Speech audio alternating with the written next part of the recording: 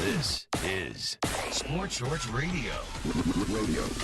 It's the fastest 2 hours on the radio, covering it all from the Fighting Tigers of LSU to the tracks of NASCAR on 104.5, 104.9 ESPN Baton Rouge. Now, here's Ronnie Rants, Joel Davis, and Buzzy Heidel. Everybody, welcome to this week's edition of Sports Shorts. Ronnie Rants here in the Mercedes-Benz of Baton Rouge studio, presented by LeBears Casino here in Baton Rouge. Holding down the fort. No Joel Davis, no Buzzy Heidel, as they'll be back here in studio next week. But joining me right now is former LSU Tiger Major League Baseballer and brother in the alumni of LSU baseball, Ryan Theriot. And Ryan, if you would, turn your head just a little bit there. So I walk in and I see Ryan.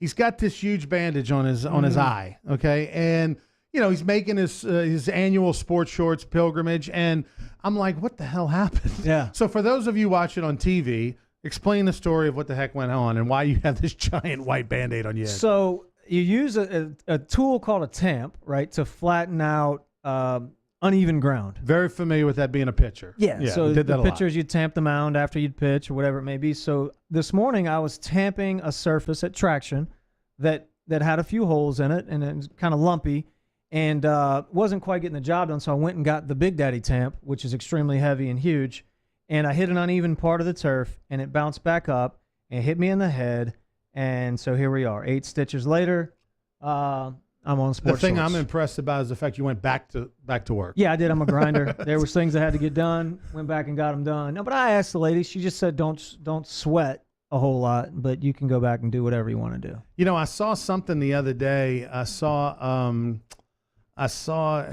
what was it? What's the catcher for the Cardinals? The great catcher, Molina. Yeah. Picking you off at first in one of his highlight videos that was going around on Facebook. Yeah, I shared it with Molina's. So yeah, it's just golly, that was what, 10 years ago? Yeah, man, it seems like it was yesterday. You know, Yadi, I came up against Yadi in the minor leagues. Had the pleasure of playing against him, and then obviously playing with him in St. Louis, playing against him when I was with the Cubs. You know, division rivals. That was not the first time that he backpicked me, and it wasn't the first time that he threw me out. Yeah, I tell the story all the time. Yadi, you know, you come up to bat, and you know, I'd tell him hello, whatever, because again, I'd been playing against him forever, and he'd look at me and he'd be like, "Poppy, don't steal today, Poppy." And I'd look down at him like, "I'm going. If I get on base, I'm running." He goes, "It's okay, Poppy. I'd throw you out again." And so I'd steal, and then he'd throw me out, and I'd glance back in there, and he'd, you know, give me one of those every single time. He honestly he's the greatest. Do you know your stats against them running? I if you had to guess? I mean, less than 50%? Yeah, absolutely. Yeah. But I mean, I'm absolutely going to go. I mean, he's, in my opinion, you know, the greatest to ever put the gear on from a work ethic standpoint, the type of human being he is. I mean, he was the first guy to the yard every day. I would get there early in spring training. He already had a full sweat, eaten breakfast, worked out, and showered. And I mean, his preparedness and I mean, handled his staff like no other, commanded respect. Just a wonderful player, wonderful person. He's ageless. He really is. I mean, the guy just gets better and better. He's like a fine wine. Ryan Theriot with us, 2000 national champion, and then went on to win 2 World Series in the big leagues. All right, you know, we got so much to talk about with the draft and everything, which is relatable to Traction. We'll get to that in a minute, which you're a part owner of. But let's talk LSU baseball. Yeah. You know, it's rare that LSU at this point in the season, we're almost to May 1st, right, and the Tigers have a below 500 record in the SEC. This is normally the time of the year where under Paul Mainieri, they get to about April 15th. Sure. They flip that switch, and they're the best team in the country. Hasn't happened yet, will it? You know, I don't see it happening this year. You know, I think this is going to be a tough year for those guys. Just the simple fact that there's really not a whole lot of veteran presence there in that clubhouse. As we talked early before the season started, you know, with the coaches and some of the players that they had coming in, you look at the lineup and the cast of characters, and it's just a little different. You know, they're younger this year. You know, the draft really got them last year, and I hate to say rebuilding or reloading, but you're kind of in that phase right now. You know, you look at your number one Friday night guy in Hess and has done a pretty good job thus far, but you know, he's an 8-inning, 9-inning guy last year. You're asking him to stretch out and be like the premier starter, where in the years past you had Alex Lang, who pitched his freshman year, sophomore year, junior year in that role, and was able to solidify himself. And, oh, by the way, had a couple guys behind him that could pick up the slack. We're relying on, you know, Mikael Hilliard, who has done an amazing job. But I'm sure Alan Dunn and Paul didn't look at Mikael Hilliard in the fall and go, you're going to be my Saturday guy. Right. You know, and so things really haven't worked out. You've seen some, you know, in Gilbert, you've seen some guys that just haven't quite reached their potential just yet from the pitching standpoint. And then offensively, you know, you're relying on young hitters, you know, and guys that haven't really been through the grind of the SEC. And if they have, you know, it's been very limited. And we're seeing that kind of happen. You know, next year is going to be a much different year. No doubt in my mind, Paul's going to get this thing going. And Alan Dunn's the best pitching coach in the country. So I think we're just seeing young players right now. Did you see this coming before the season, or were there any? What were your? Yeah, because to me, I didn't think they would have a great record, but the season's played out differently than I thought it would from what happened. But what was your concern going into the season, or what were your red flags, and what have you seen come to fruition? You know, offensively, nobody in the lineup really scared me other than Cabrera. And that's just because I've trained him since he was a sophomore in high school. So I knew what he was capable of. But if I didn't know Daniel the way I did, I would look at that lineup and I wouldn't fear anybody. Mm-hmm. You know, and that's not taking anything away from. It's a solid lineup, but there's not that big spike. Yeah. Can Zach Watson play in the big leagues? Absolutely. Antoine Duplantis play in the big leagues? Absolutely. Josh Smith, same thing. But if I'm pitching against those guys, I'm not going to go, crap, I better not leave one over the middle of the plate on this guy. Mm-hmm. Where in the years past, you know, traditionally, and going back, you know, 15, 20 years, LSU always had one or two of those guys. You had a Greg Dykman, you know, recently, a Mason Katz, and Mikey Matuk, and, you know, the list goes on and on. These guys that we've had that are scary type hitters. Even Papirski last year, you know, about now was a scary hitter. Mm-hmm. You know, so I kind of saw that happening in the fall. And then, you know, from a pitching standpoint, when you lose Eric Walker, Caleb Gilbert's a nice arm. Not getting the strikeout numbers that he did in the past. A hittable fastball he has to locate. And if you're relying on him or Hess, who we haven't seen in that starter role, man, it's just some question marks. Normally, you have a few stable guys, and then you fill in with the question marks. You know, this year was just a lot of question marks for me, so I was a little worried. You know, I really thought at this point in the season we would see Hess starting to make that transition to the bullpen and being the best closer in college baseball. But they just don't have the luxury of having other options, so they have to keep him in that starter spot. He's doing an admirable job. I thought in the loss this week, he didn't get the loss, but in the loss in the game one of the series against Ole Miss, they had a great approach against him. They just took. Yeah. Knew that we'll take our chances with the bullpen. Let's get him out of there. And they got him through 107 pitches through 5 innings, which was incredible job by Mike and them, you know, with the plan. Yep. They took fastballs down the middle, and you'd think, why aren't they swinging? Well, they're trying to get the pitch count up, and it worked. But Hess has done a nice job. But really, the disappearance of Caleb Gilbert has been surprising. The fact that the bullpen, who looked so good 2-3 weeks ago, has kind of collapsed all of a sudden, and the injury bug as well hasn't benefited them too much. And then all of a sudden, LSU's been blessed for going back to probably Matt Heath. Since Matt Heath, they've always had great catching, they have. And they've struggled this year mightily. Yeah, no, they have. You know, I think getting Coombs back there to kind of solidify that he's a better bat. You know, and he's been there for a while, and I think giving him a chance, I kind of like inserting him in the lineup because, you know, quite honestly, you haven't gotten a whole lot of defense from the catcher's position, so why not get a bat back there? Right. You know, to your point, you just made a great point about Mike's group in Ole Miss last night. The plan and the approach offensively could not have been better. Vice versa on LSU's side, the plan and the approach could not have been worse. You know, you're facing a potential first-round kid that, you know, 24 months from now could very well be pitching in a major league stadium. If you don't game plan that guy, and the game plan cannot be, we're going to be aggressive and hit the first heater we see. It can't. You got to get him out of the game somehow. And, you know, I can remember facing Greg Maddux, and this is maybe the greatest pitcher to ever walk this planet. But we would go through our hitters meetings, and when Maddux would come up, we would literally have guys in our lineup. Myself was one of them because I didn't do a whole lot of damage. We would take till we got to 2 strikes just to try to get the pitch count up. Right. And we're talking about Greg Maddux here. Right. Rollison's far from Greg Maddux. But that was the plan. That was the approach. We have to get that guy out of the game. That's our only chance. If he's pitching in the 7th or 8th, game's over, right? You know, and so I just don't see that offensively. That's never been a pulmonary thing. He doesn't like to give the take. You know, he's not a guy that will just say, okay, guys, we're going to take till we get a strike today, you know, I mean, or whatever. That's not his approach. And, you know, granted, Sean Ochinko's the hitting coach. I mean, you take your marching orders from the head coach. Sure. And Pulmonary's never been a big take guy. Matter of fact, I mean, I don't remember a whole lot of times where they really do take. And I don't know if it's this is probably one of the issues I have. It's not a team approach. When we do those hitter meetings in Maddox, like I would take till I got 2 strikes. Right. The Cesar Turris would take till he got 2 strikes. Mike Fontenot would take till he got 2 strikes, but Derek Lee ain't taking till he gets 2 strikes. Right. Ramos Ramirez ain't taking till he gets 2 strikes. And the issue I think that we're looking at now with this team is, you number one, you don't have any of those guys. But number two, if they do have a plan, everybody has the same plan. Now, if I'm Mike Bianco, that's easy for me to counter that plan because everybody's doing the same damn thing. Right. So. Well, surely, the plan that LSU had, don't ever swing at that slider because that's filthy. Yeah, no. I mean, not only are you getting 90, 93 from the left side, but that slider, slurve ball, cutter thing he throws is just nasty, bearing down in on you if you're a right-hander or whatever the case may be.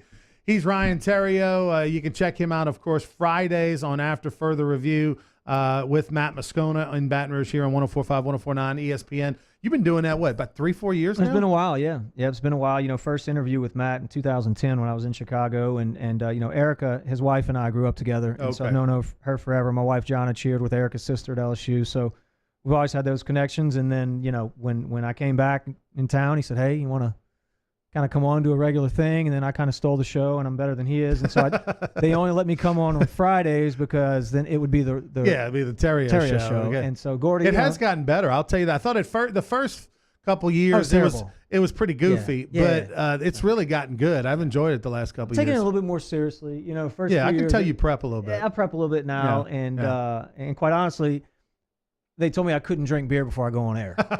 So that's helped out tremendously. That part. All right, so let's give a plug for Traction.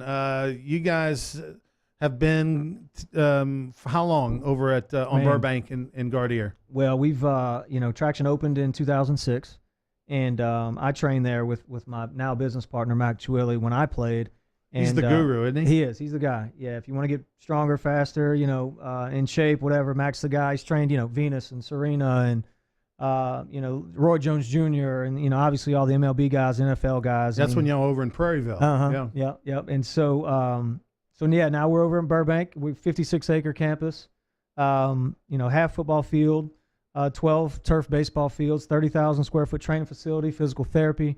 So really we try to encompass, Ronnie, the whole athlete, whether it be performance, rehab, the whole deal. We train adults as well. We go from the pro athlete all the way down, to the prep athlete. We start kids at 10 years old, footwork, speed development, and getting them right for their craft. Tell us about some of the guys you've been working with over there. I know, LSU, not only LSU athletes, but you got athletes from all over the country. Yep. Coming and including Ryan Clark's with you guys, right? Yeah. RC is the director of our football program, and has not really, a bad guy to be partnering with. No, he's really grown it. You get safeties and DBs, the top safeties and DBs, not only in college but also in the NFL, coming down and training with Ryan, and he kind of commands that respect and. Has really grown that program and done a wonderful job with that. This year we'll have some guys that'll be drafted, and we pretty much do every year with our combine program. But the cool thing is when this whole combine process is over, we'll get the current NFL guys, and to see the Landon Collins and dudes like that come rolling through that you watch on Sundays is pretty neat for me. And we have multiple NBA guys as well as MLB and minor league kids as well. Give me a name to watch, somebody that y'all been working with this offseason that's going to be a newcomer in the NFL this coming year. Is there somebody that you think we're going to know who he is a year from now? Well, the football guys, obviously, the LSU guys, and he hasn't gone yet, but I think Geis is going to be a heck of a player. He's been there training. Dante Jackson, Dante really. Who's faster, Dante? Yeah, Dante. Yeah. Dante. According to Ryan, because I know nothing about football, but Dante apparently has gotten tremendously better with his footwork and his ability to actually play the position, rather than just being an athlete out there running around. So similar to what Trey White did last year, I think we'll see Dante take that step, and have a great year this year.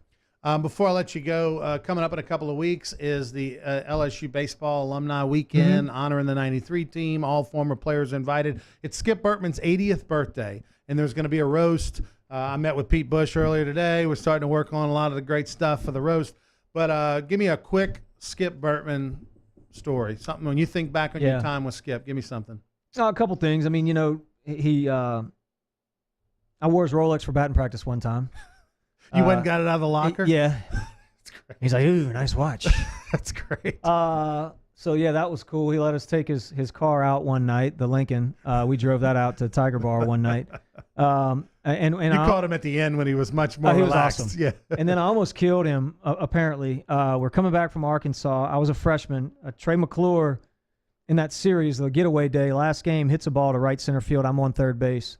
And, he demolishes it. So I just start trotting in, touch home, helmet off. I'm in the dugout high-fiving everybody. Well, the dude catches it. Yeah. No. Dude catches it, throws it to third, doubles me up, stupid freshman Terrio. Oh, no. And so we're on the bird flying back, and it's turbulence and all that crap. And Keno comes running back. Apparently, Skip had passed out on the plane. Sandy's, panicking. Keno's like, comes running back. He's like, we need a doctor. Whoever the doc was runs up to the front, and Skip comes to and looks up and goes, Jesus, Terrio's killing me. And then he passes out again. Oh, my goodness. And this is all coming from Keno. And so then he comes to again. He said, Terrio, how do you not tag up? And then he passes out again. So literally, everything was fine, and, he was okay. But his last words could have been, Jesus, Terrio's killing me. Yeah. Speaking of Dan Canterbury, he'll be on this show a little bit later. Longtime LSU assistant coach, of course, with Tiger Athletic Foundation right now. Ryan, thanks so much, man, for joining us. No problem. Enjoy your weekend. And we'll LSU baseball. They make a regional, but do they host? No, I don't think they'll host. I do think they'll make one. Man, I hope they host because it's so much fun out there at the box. But I'm not going to get too excited. All right, Ryan Terrio. We'll take a break. We'll be back with more Sports Shorts. Don't go anywhere. At Peak Performance Physical Therapy, we treat the athlete in everyone, from long drivers to unlucky drivers. If your doctor prescribes physical therapy, ask for Peak Performance by name, getting you back in the game of life. Attention to detail makes the world go round. At Baker Printing, our approach to the printing business is very simple. Treat it as if it were your own. That's not always an easy job, but it comes from the top down in our company. We thrive on the unique jobs. Bottom line, we take care of our customers' projects as if they were our very own. At Baker Printing, attention to detail makes our world go round. Does the new year mean new windows, hardy plank, or vinyl siding? Then you need to call Relief Windows for award-winning customer service and years of experience. Looking for quality replacement windows with lifetime warranties? Trust Relief Windows. Call us or come walk through our showroom and get a free consultation with one of our many window experts. Relief Windows is a proud partner of LSU Athletics. Come see us today or call 288-8138. 288-8138.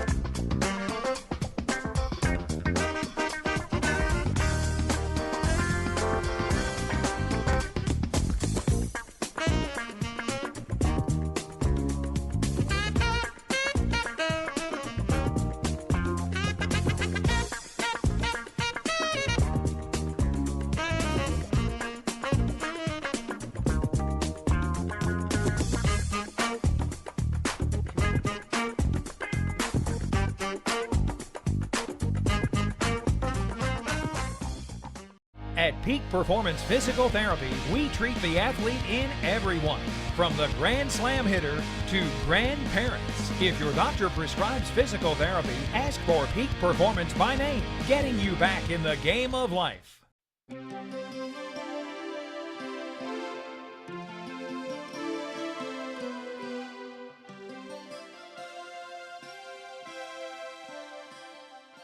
Sports Shorts Radio with Ronnie Rance, Joel Davis, and Buzzy Heidel on 104.5, 104.9 ESPN Baton Rouge. And welcome back, everybody, to Sports Shorts. Ronnie Rance here with you in the Mercedes-Benz Baton Rouge studio, presented by LaBerge Casino. I want to thank Ryan Terrio, who we had on in that last segment. We're going to talk some LSU baseball coming up. In the future segments, we're going to have Dan Canaveri with us and Warren Morris, of course, as well, going to join us. But right now, talk a little Pelicans for a minute. On this show, we wrote the Pelicans off earlier in this year. When DeMarcus Cousins went down after they had won like 5 of 6 or 6 of 7, myself, Joel Davis, we buried them. We had them done. And so on behalf of the entire Sports Shorts staff, I want to officially apologize to the Pelicans, to Gail Benson, to all of the New Orleans Saints / Pelican staff, because we had them written off. I did not think that the New Orleans Pelicans were going to make the playoffs, and here they are after sweeping Portland. We now are in a situation where, do you believe? I mean, that's the question. That's the mantra. Do you believe that the Pelicans could beat Golden State? They went 1-3 against the Warriors, but most importantly, they won the last time that these teams played over in Golden State. But Steph Curry, he's going to be back. The question is when. The question is how healthy will he be? This has been a bad matchup for the Pelicans over the last few years. But here they are in a situation where the Pelicans are taking on the Warriors, and folks in New Orleans, they believe. Folks in New Orleans think that they can knock off the Golden State Warriors. So I mean, who knows? I will say this. The Pelicans find themselves in a situation that's unique. They've got to make the decision about DeMarcus Cousins on whether or not DeMarcus Cousins is worthy of giving, hundreds of millions of dollars to. They have proven that they're technically on paper a better team without him. But at the same time, they better be sure that he's not going to be healthy. They better be assured that Anthony Davis doesn't want DeMarcus Cousins back before they part ways with him. Because you don't want to look back in the rearview mirror and find out that Anthony Davis got his feelings hurt, or that DeMarcus Cousins goes on to be an all-star again, and you didn't think it was going to happen. You were the Miami Dolphins who didn't believe in Drew Brees. You don't want to be that story, that footnote to his career. So it's going to be an interesting offseason, regardless of what happens in the playoffs. The Pelicans feel good about their future. They feel good about their team. They got Drew Holiday, and they've got Anthony Davis under contract moving forward. But the question simply comes now, what do you put the price tag on DeMarcus Cousins? Is he worth bringing back, and will that make this team better and have a chance of winning the championship? But this is unbelievable how the tide has turned over the last 2 months. Games are sold out at the Blender. The Warriors are banged up. They've got sprained ankles. They got Steph Curry coming back, and we shall see. I'm a believer. Are you? We'll take a break. Sports Shorts. When we come back, we'll have Dan Canaveri here with us. We'll talk to the Cano, longtime LSU baseball assistant coach. We'll talk about what's going on with the Tigers. We'll look around college baseball as all the big dog names, all the perennial the Miamis of the world, the big time program names having bad years. We'll talk about that. And then Warren Morris, you remember him. He hit the home run back in '96 to win the World Series. You watch him on SEC Stories. It seems like every 10 minutes. Warren Morris will be here as well. Hour number 2. Don't go anywhere. Sports Shorts will roll on right after this.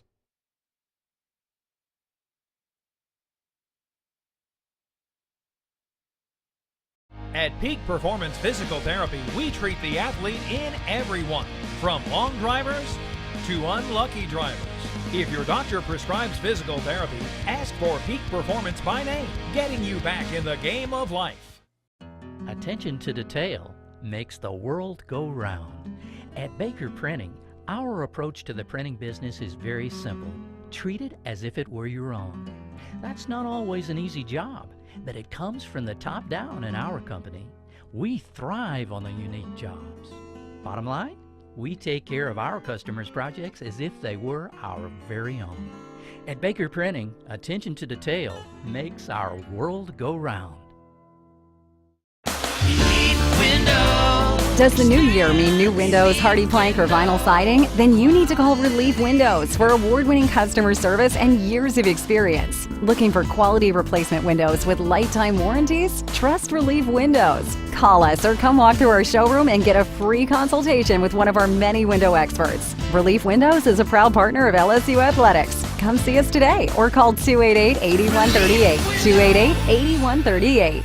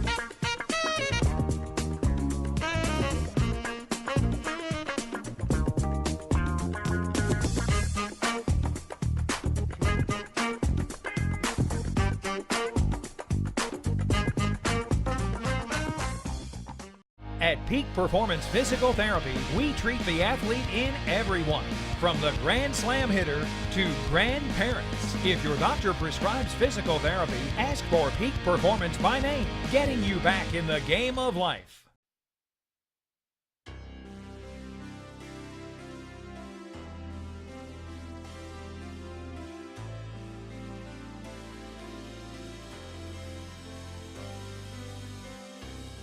Sports Shorts Radio with Ronnie Rance, Joel Davis, and Buzzy Heidel on 104.5, 104.9 ESPN Baton Rouge. All right, everybody, welcome back. Sports Shorts, Ronnie Rance here with you as Sports Shorts each and every week presented by LaBear's Casino in Baton Rouge. And LaBear's Casino not too far from the campus of LSU, and that's where our next guest, Dan Canaveri, spends a lot of his time these days. Working in the Tiger Athletic Foundation. Before that Cano was a five-time national champion assistant coach under Skip Bertman with the LSU baseball Tigers. And I know Can is those were special times at LSU for you and the baseball program. And there's an event coming up in a couple weeks that you're really kind of helping put together. That's going to be awesome. It's a great event. We're calling it Legacy Weekend, and we're going to celebrate the history of LSU baseball. But we've also got a 25-year reunion for the 93 team, which, of course, won the national championship. But then we're kind of doubling it up, and the following day we're going to have Skip Bertman Day. This is against Alabama, and we're bringing in some quality people, and we're going to have our 80th birthday party for Skip, which is not a fundraiser, not open to the public. It's open to the alums and the close friends of Skip, and it's going to be a great night. And then we've got a golf tournament for the alums and a couple of barbecues and a party over at the LaBerge. And so we've got a lot of things going on. It's going to be a great weekend. You know, Skip turning 80 years old. He retired at, 17 years ago. 63 when he retired. And from coaching. And you look back at it now and think, how many years do you think he still had in the tank at that point? At that time, he could have gone until he was 70. I mean, he's not a Wayne Graham. Right. He's finally leaving at 82. Oh, he made that they announced they're not renewing his contract. Gotcha. And so he's at 82 years old, but he'll probably end up coaching minor league baseball somewhere because he wants to keep coaching. But I think Skip would have made it to about 70. Let's just say if he stayed coaching, I think the wear and tear would have been less on him than the AD job. Right. I think that was it. That was really when he at the time he announced his retirement, he wasn't going to be the AD. He didn't know he was going to do speaking and be an assistant AD and do some fundraising and do that. But then Mark Emmert talked him into being the AD, and lives changed. You know, it'd been interesting to see Coach Bertman on the open market, you know, what he could have commanded back then, you know, or just 10 years ago even. You know, now you got coaches, Augie Garrido was making $1.5 million. Paul Maneri's making well over $1 million. You got a number of $1 million coaches. I don't think Skip wants to talk about that. No, right. He knows he left some coins on the table. Left a lot of coins on the table. Sore subject. I was in the wrong era, Ronnie. I was in the wrong era. If you had to put a price tag on it now, we look at it now. If Coach Skip's Bertman, $1.5 million. Yeah, I mean, for sure. For but sure. maybe two. Maybe two. On the open market. If he would be truly willing so if to you're leave. saying if he said Texas came in, right. You know, in this case, I'd say Scott Woodward, based on what he's done at Texas A&M, would come in probably be the $2 million guy. $2.5 million maybe. Yeah. Because money's no object over there. So it's a different market now. But I don't know if he'd get that money at 80. Right. You know, he would have gotten it at 70. He would have been the highest paid coach in history of college baseball if he went in the open market at that time. Yeah. But as you know, Skip, they was never going to go to the open market. Right. Because he was an LSU guy and he was, bound to LSU, and the fact that they gave him the chance to be the head coach and do what he did here, was able to do it and made a lot of close friends. He's just one that kind of guy to go out there and be a free agent. The thing about Skip Bertman he left some wins and maybe even some more national championships on the table by not being a college baseball coach and retiring at 63 in 2001.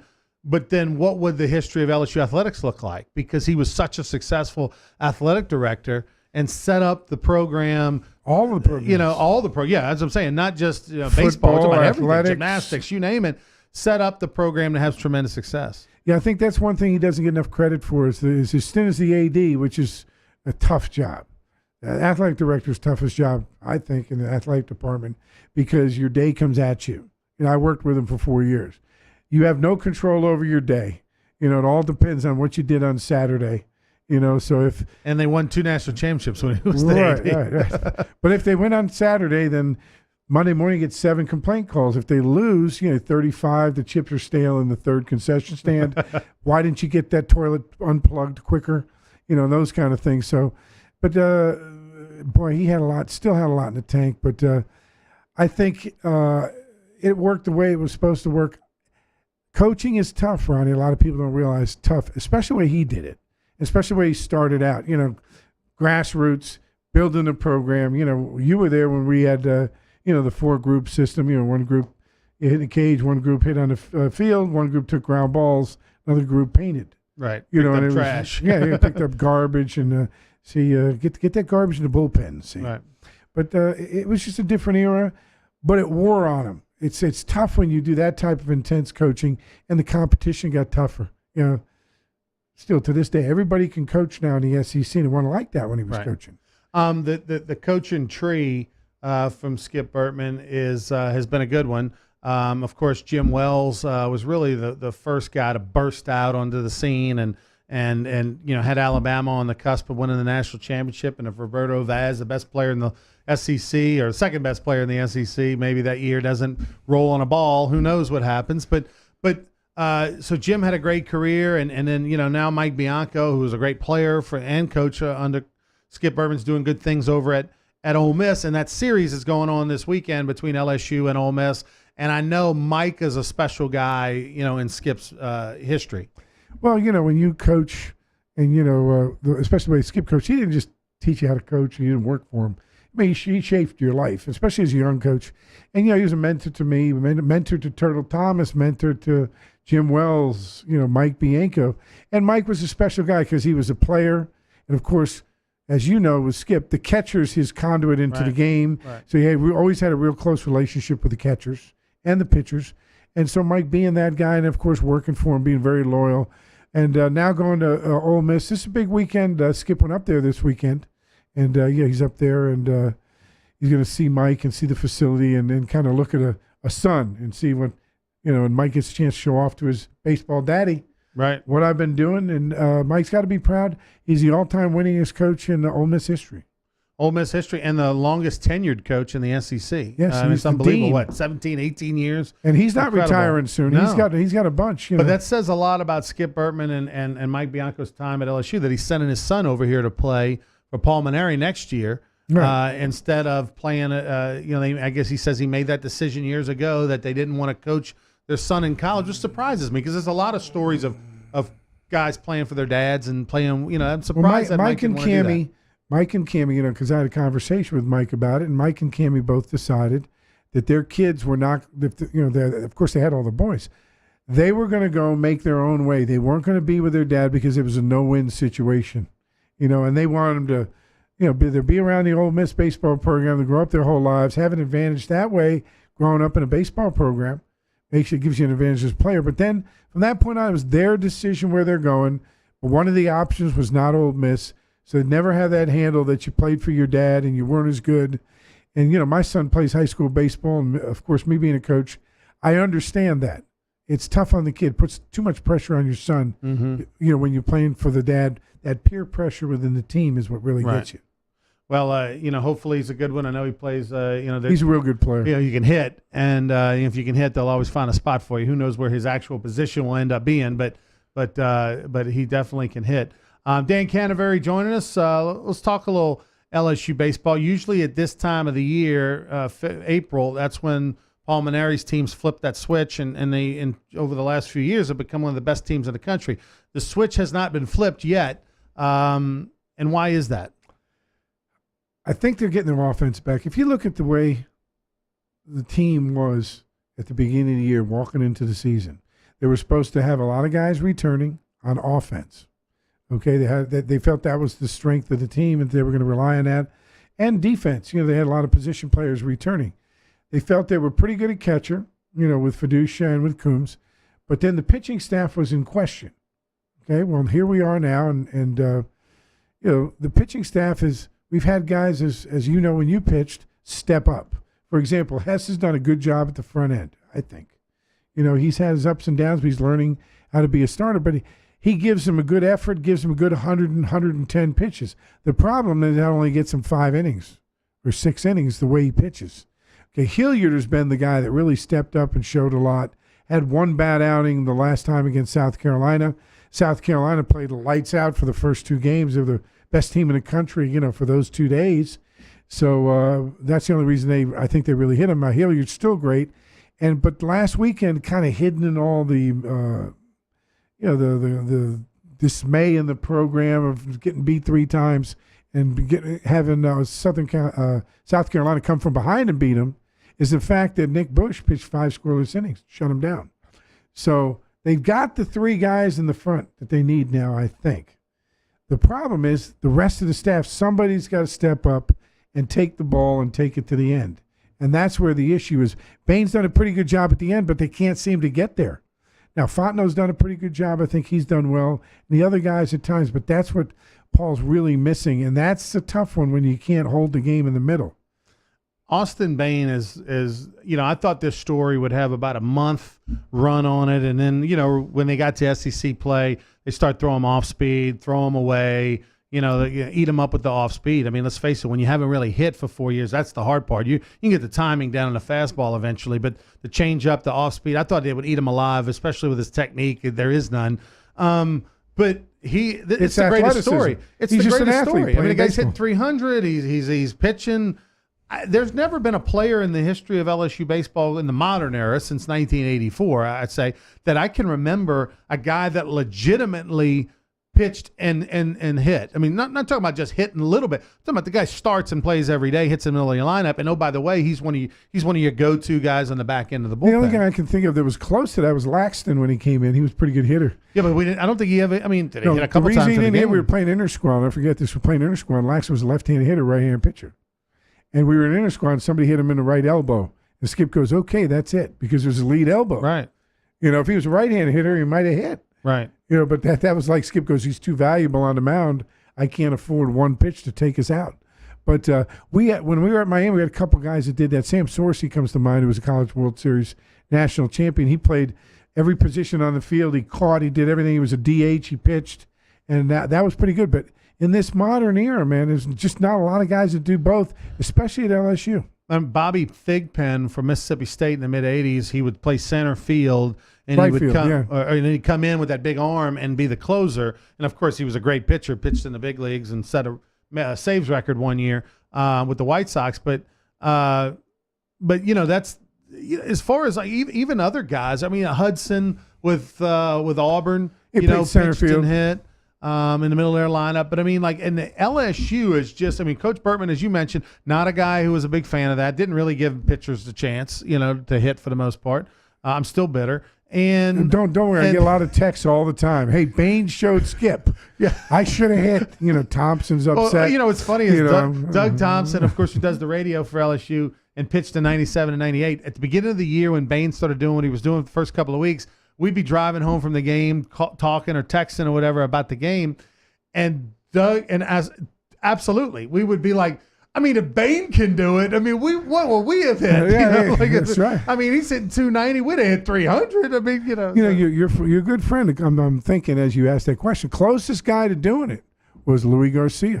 he tried. I mean, he got legitimate chances To do both. third base and the pitch, and some years he pitched more than he played third base. So anyway, Dan Canterbury here with us, former LSU baseball assistant coach, of course, working at TAF. Huge event. You mark it on your calendar. It's a Friday, Saturday, Sunday series. Friday, Saturday, Sunday, and the alums will be around. Friday LSU, and Saturday. Alabama in 2 weeks. Right. Yeah, And, the 12th and 13th. Is that the weekend? It's Skip's birthday party's the 10th, which is a Thursday Right. night. That's sponsored by TAF. Yeah. And then Friday and Saturday's kind of legacy weekend. Right. And they're going to have a ceremony for kind of introducing and showing the plaza that's going to go up with Skip's statue on it. Yeah, the groundbreaking midday on Saturday. Yeah. Right. It's not really going to be a true groundbreaking because we still have to get approvals and things like that. But it is going forward. We're going to have a ceremony there. We're going to have drawings and things to show Cool. the people. And so it'll be a nice event for everybody to I come by. know there's going to be a ton of College World Series heroes of the past that are going to be there, not just 93, but the entire era of LSU baseball, as well as I know some surprise guests from Florida coming. Todd Walker, I know, is going to be there, Ben McDonald, and many, many others. So mark that on your calendar. It's going to be fantastic. That's the 11th and 12th. You'll see all those stars out at LSU and Alabama. We'll take a break. We'll come back. Sports Shorts will roll on. And speaking of one of those stars, Warren Morris will join us in about 15 minutes right here on Sports Shorts.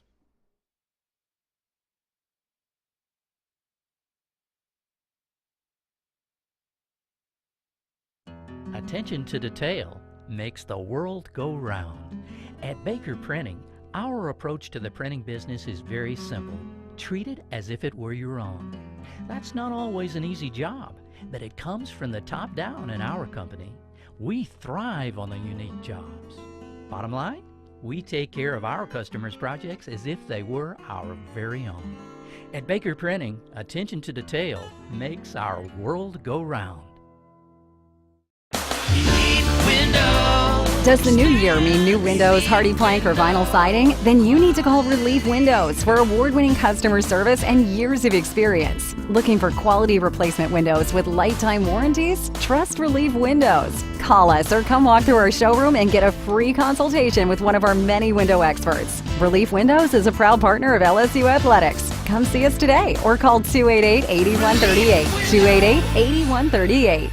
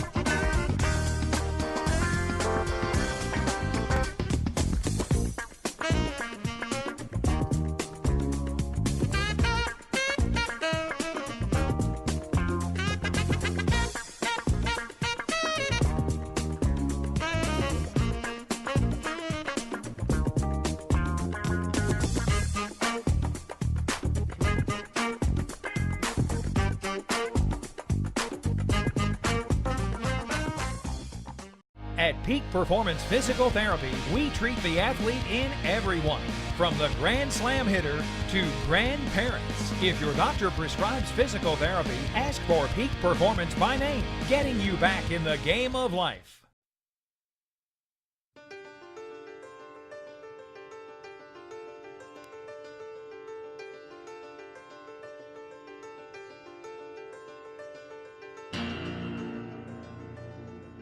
Sports Shorts Radio with Ronnie Rance, Joel Davis, and Buzzy Heidel on 104.5, 104.9 ESPN Baton Rouge.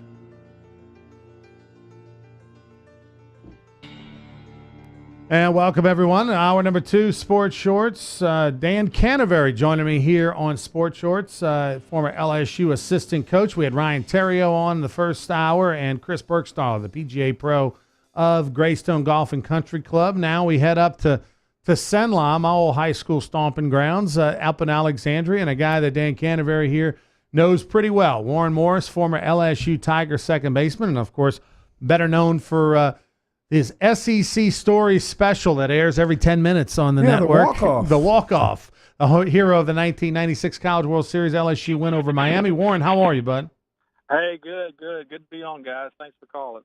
Hey, if you'd have only known, when you did that special, if you could have gotten paid per episode, you'd have come out real good.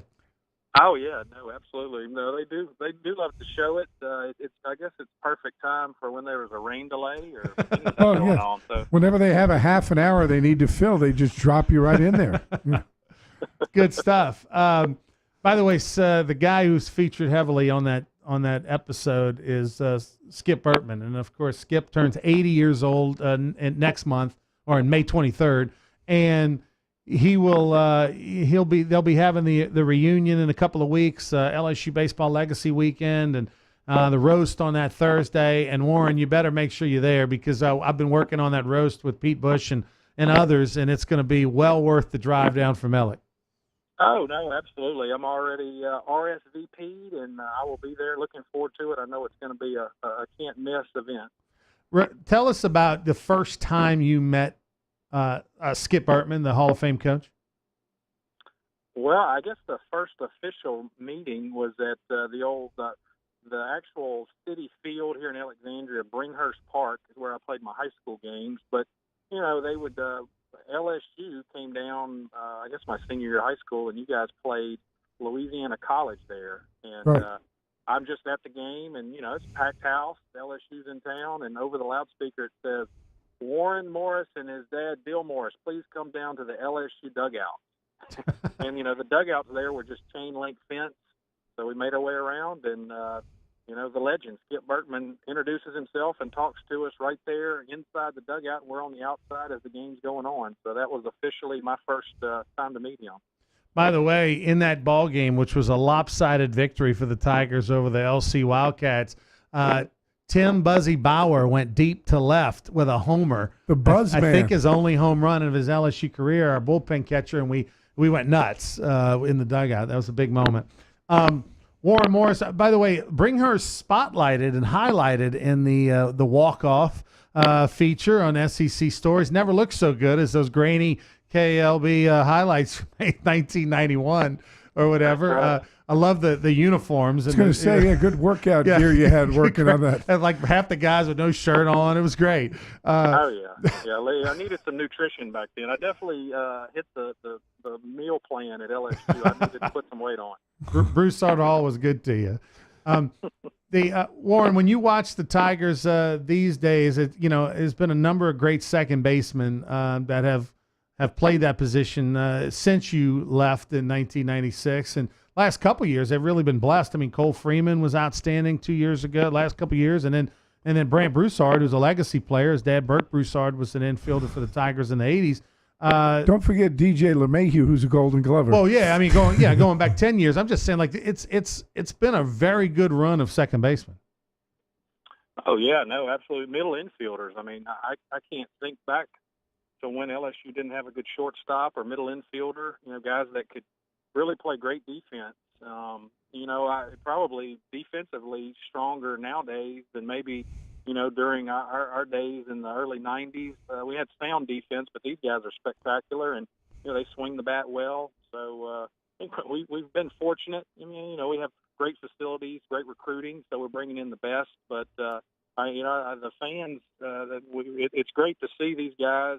They move up through the professional ranks quickly. You got Alec Bregman and, like you said, DJ LeMahieu. It wasn't that long ago we were just out there watching them playing as LSU guys. So it is the program is definitely moving forward, and it's great to be a part of.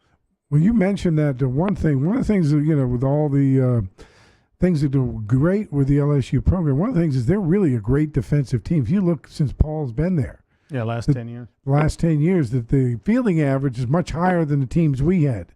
And it has to do with the recruiting style of play, where your emphasis is. Paul's always placed the emphasis on strong pitching and very, very good defense all the way around, especially infield defense. Well, and also it has to do with the nice infield. Warren played at the old box, which kind of had a lean to it. It had some bumps. It wasn't it had a lip or 2 or 10. The surface they play on now is spectacular. Oh yeah. Well, they have about 20 guys work on it. We had Smoke, working on it out there in the sweatpants after racquetball. Yeah. You had Smoke and Rance, and if you had to rely on Rance, it wasn't going to be real smooth. You had Smoke and everybody that missed study hall. That's it. Rance. That was it. That was the list. Rance Antonini. Me and Antonini. Yeah, that was the guys. Warren Morris joining us on the hotline. Warren, your story is a great one in the sense that, nowadays you don't see your story because of the 35-man roster limitations and all that. You don't get to see the true redshirt player. Take that year and develop, and in your case, gain 20 pounds. You just don't see that story anymore. The guys have to come in off the bus ready to play as a freshman, or they're going someplace else. Yeah, you have to have them play. Talk about that for a minute. Yeah, I hate that. That's the one thing I really wish they wouldn't have put in, and, the NCAA has their reasons, but we had a lot more guys that were able to be there. You could develop them. I redshirted, saw what it took to play at that level. But now you just can't keep the same numbers. So honestly, I probably wouldn't have been able to be there that first year to redshirt. I might have had to go the route of, going to a junior college or something, and then being able to come along later when I was ready. But in those times, you got to go and you got to see what it took to play in the SEC, and that helped me as much as anything else, just to go to practice and see how Todd Walker prepared, how he hit in the cage, how he got ready, and how he was clutch and didn't let the big moments get the best of him. That prepared me as much as any coach or any kind of swings in the cages did. Well, let me ask you this, Warren. Of course, you follow LSU baseball a lot. One of the things when you were playing is when you hurt your hamate, and you broke the hamate and you were out that long. People don't remember, we had Trey McClure was your backup, another guy that went through that red shirt system, and then he got hurt, and then we ended up with Casey Coots playing until you came back. And one of the things that we've seen with LSU baseball this year is the injury bug hit them, and with that 35-man roster, without the red shirts, without the development, it's hard to really create that depth because you're limited in your 35, so you can only have, if you have 15 or 16 pitchers, it really limits your depth in the positions. Yeah, no, you're right. It does kind of make it tougher on whenever unforeseen things happen. And, I think some of their, troubles this year have been because of injuries. But, it's part of it. It gives another guy a chance to step up and do the job. But, it's not easy when you're learning on the fly playing in the SEC against the great teams around the country. Warren, is it every day that someone asks you about the home run? I don't know if I'd say every day. I'd say at least once a week somebody brings it up. Once we get closer to June, that's every day. But, it's quite a bit. And, people always ask me, do you get tired of talking about it? I really don't because, it's a good thing. I bet Bill Buckner gets tired of people asking about the ball going through his legs. Yeah, really. If they want to talk to me about a home run, I'll talk to you about it. It's a good thing you didn't strike out, right? They're talking to you about the home run. Have you been down to Miami? Is there a story of a connection between you and some of the University of Miami players?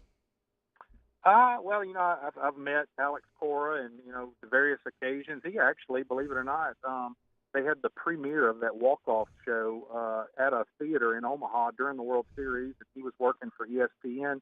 He came to the premiere, which was pretty neat, and he's a good guy. And you know, he's told me many times he hates that he lost, but he's proud that he was part of that moment and part of that game since it was such a great game.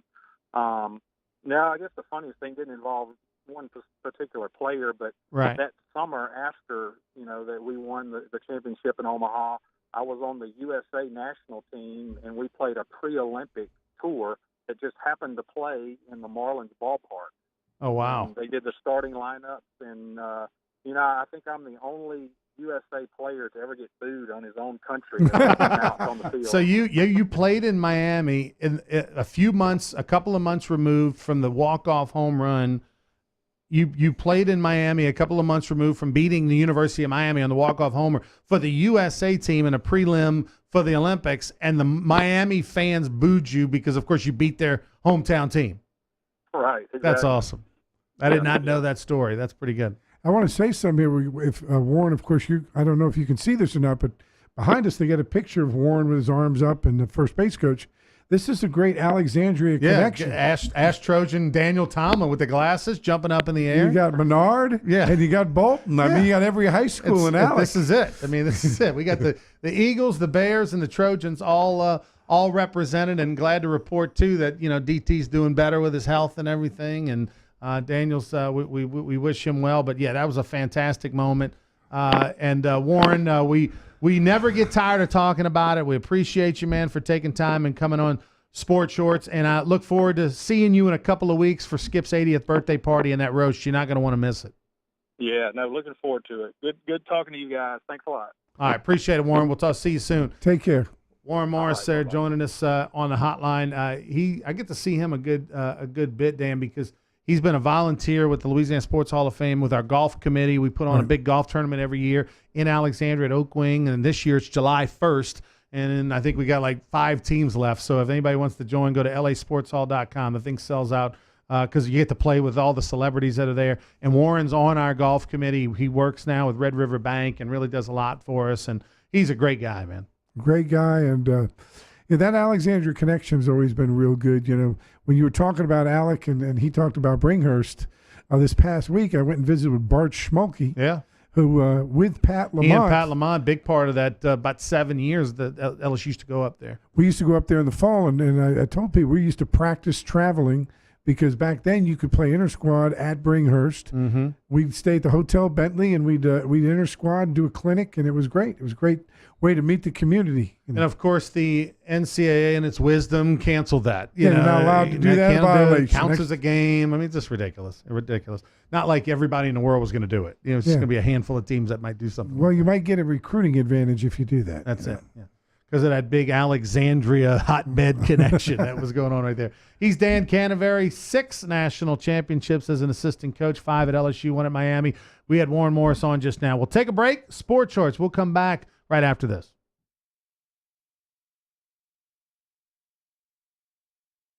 At Peak Performance Physical Therapy, we treat the athlete in everyone, from long drivers to unlucky drivers. If your doctor prescribes physical therapy, ask for Peak Performance by name, getting you back in the game of life.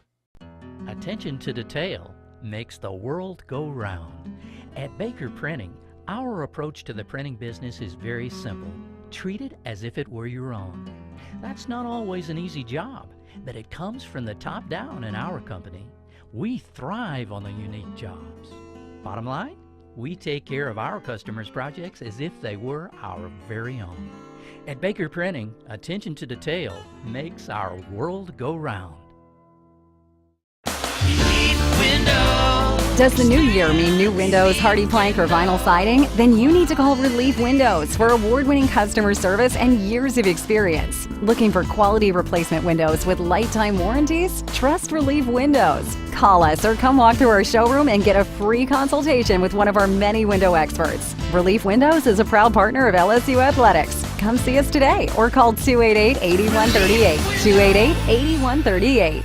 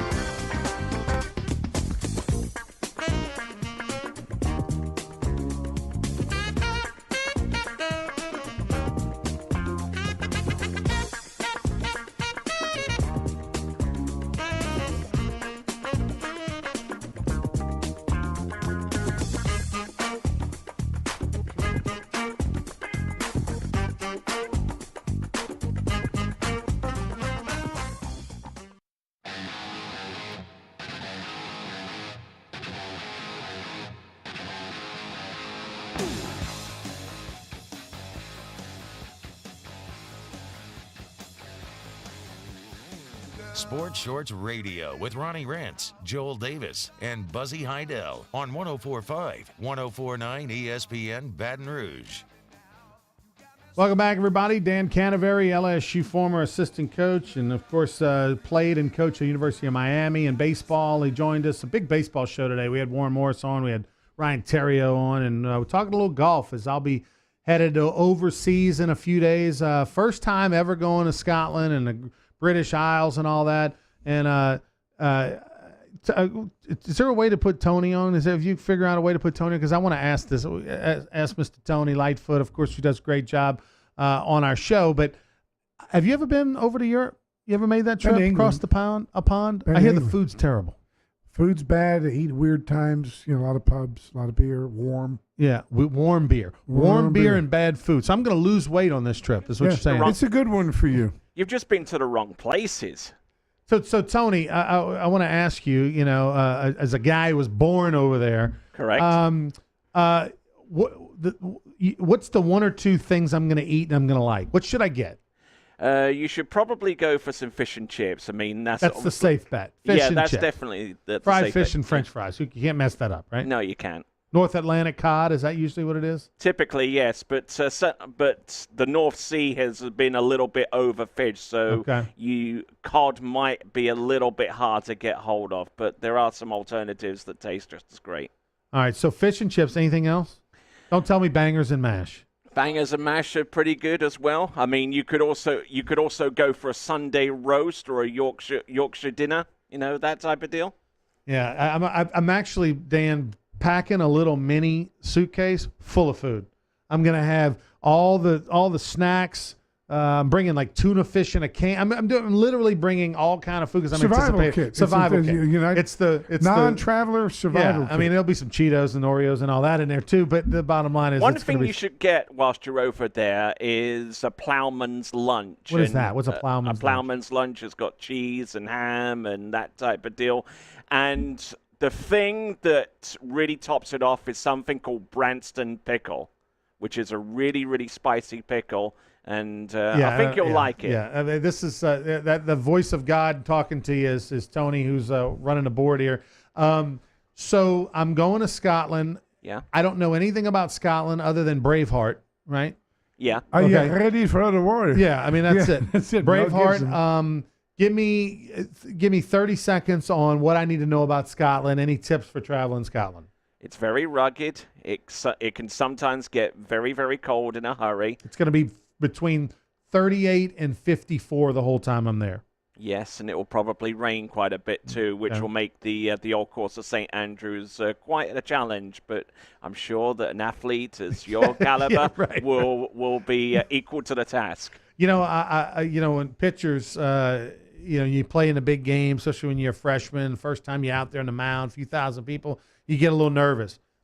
I'm anticipating those nerves coming back to me because I was told that on the old course in Scotland, St. Andrews, because it's such a tourist attraction, and they are booked. We had to have a lottery to get in and all that kind of stuff. Tiger Woods gallery. There's going to be, they say, on number 1 tee box and 18 green right there next to each other, that there are a few hundred people that stand there and they'll have a drink. There's a pub right by there. They might have a beer, stand outside and watch some golf.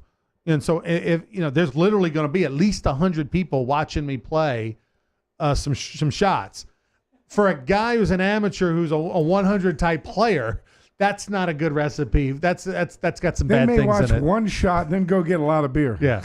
I actually have a funny story at Greystone in Denham Springs, where I live, on the number 1 tee box. Been there? There's a house to the left, and they have a pool.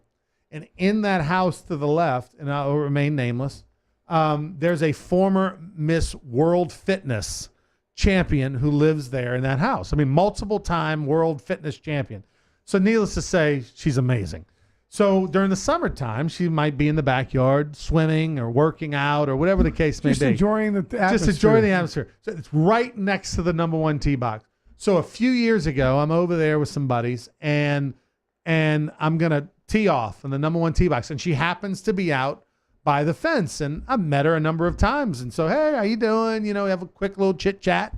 And I get up on the box, and I haven't taken any practice swings on the green or the warm-up. I mean, it's just stretch and 2 off the first voice. I mean, like, here we are. The first swing, I hit the ball so bad, I hit it off the hosel of the, the heel of the driver. It literally goes straight Sideways. left, almost over her pool. I mean, if she'd have been, it was the worst shot ever. Okay. And so I'm so embarrassed because she was standing there talking to me, watching. And I'm so embarrassed. So I just kind of like stretch a little bit, reach down, tee up another one, deep breath, and then I smoke it right down the middle. I mean, it was as good a shot as I could possibly hit. And I turn around, and I think Blair Barbier was who I was playing with. And he goes, she went inside after the first one. She didn't even see the second one. So literally, like, she saw it. It was so bad. She was like, oh, my God, I got to get it. I'm embarrassed for him. That shot is permanently etched in her mind Every forever. time I get to that tee box to this day at Greystone and Denham Springs, I look to see if she's outside because I want a do-over to see if I can redeem myself. No so I'm shot. anticipating something like that happening at St. Andrews when I go to in a few days. I can see that. Yeah, it's going to be bad with 100 people out there. Now, you're not a golfer? I used to play golf, but then I started coaching in college. And that was it? Yeah, if you got 4 hours to kill on a golf course, you better go recruiting. Yeah. That's the theory on that. Show me a guy that's a good golfer as a baseball coach, and I'll show you a guy looking for a new job, because that's what you do when the weather's good. I'm going to pick it up again. I got a new knee to work with, and I'm going to try to get it going. Well, and now you're in the fundraising business. You got to golf. Play golf. Just take a page out of JV's Justin Vincent's book. I think the guy lives on the golf course. Oh, you didn't know he played baseball, football, and golf in high school at Barb. I didn't realize he played golf. He played golf in high school. Okay. So he's got a little edge, JV. Yeah. Not as good a golfer as he should be. For as much as he plays, like, I would have think he'd be just awesome. I think he enjoys the cigar and the ambiance a little bit. He's probably better in the golf cart. Yeah, he's great. And he's in the golf. really good on the All-American in the golf cart. And the 19th hole, he's probably dynamite. Yeah. JV, good friend of Louisiana Sports Hall of Fame. Always does a lot with us. And by the way, speaking of Louisiana Sports Hall of Fame, this year, the last weekend in June is always the Louisiana Sports Hall of Fame induction weekend. There's always an LSU tie. Again, this year there's three and a half LSU ties. Russ Springer, who was a great pitcher at LSU 87 to 89, pitched 18 years in the big leagues. Unbelievable. Is getting inducted in the Hall of Fame. How about this stat about Russ Springer, which is amazing? There are only 75 people that have ever walked the planet Earth that have appeared in more Major League Baseball games than Russ Springer. Wow. I mean, that's incredible. I mean, and he missed the whole year of his career where he got hurt and he retired and came back. He had a long career. Another guy like that was Mark Guthrie. Had a long career. Mark Guthrie, yeah. They became those specialty guys late in their career and just, hung in there. Yeah. So Russ Springer getting inducted in the Louisiana Sports Hall of Fame. Lynn Rollins is receiving the Distinguished Service Award in sports journalism. Of course, most well known for the last 20 years doing LSU baseball games and basketball and football and every sport. And then Jerry Simmons, the tennis coach, who's the winningest tennis coach in the history of UL, right. Which, of course, our boy Tony Lightfoot, you won't know this, water skier at the University of Lafayette. Don't ask me how a Brit becomes it's an amazing story. But Jerry Simmons, winningest tennis coach in the history of Raging Cajun tennis and LSU tennis, men's. He's even still top 10 in wins to this day in the NCAA in men's. Great guy. That's Jerry it. was a great guy, great coach. Great fundraiser. Well-deserved honor for him. And then finally, Scooter Hobbs, who's a sports writer over in Lake Charles, nearly 40 years in the business, is an LSU alum and has, when he graduated from LSU, took a job over in Lake Charles and never left. He's the other Distinguished Service Award winner in sports journalism along with Lynn Rollins. So a lot of LSU ties. I know a lot of folks from LSU will be in Natchitoches and Alexandria the last weekend in June 30th.